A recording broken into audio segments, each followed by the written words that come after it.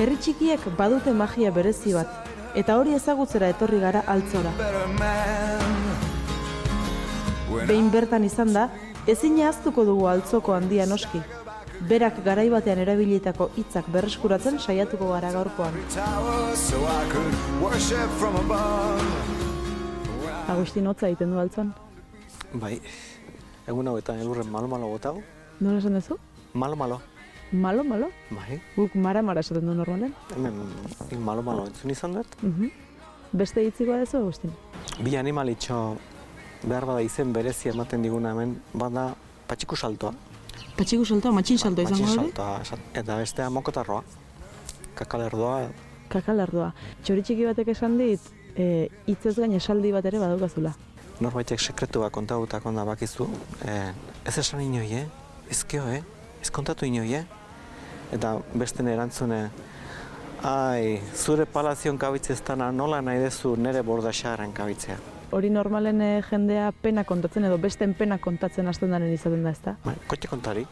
Kotxe kontari? Bai. Oin hau gertatu zait eta bestea eta urare bai eta beti erdinea arrez. Bai da, oain, kotxe kontari.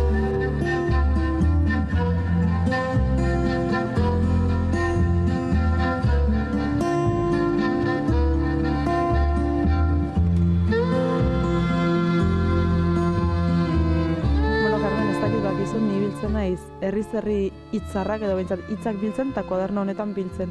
Zu baldaukazu niri esateko hitzik? Eguardian prestatutako otordutik zerbait sobratzen danen, horrei deitzeio eltzekondoa.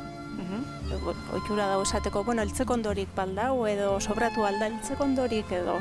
Jankontukin lotuta, gure etxen ohitura izan da baita ere norbait presaka eta antxikin jaten nahi danen enaskerian aidala esateko edo bai enasazeana edo hitz hori. Ni ala naiz, askotan bai, ala naiz. Tokezu alamuzko itxurek. Eta beste hitzik baldakazu?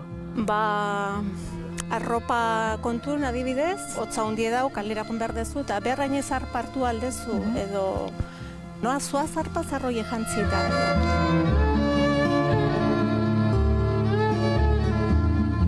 Ilundu zaigu eguna eta kuadernoan hitz ugari idatzi ditut. Banoa goxo-goxo hartu nauen inguru ederren.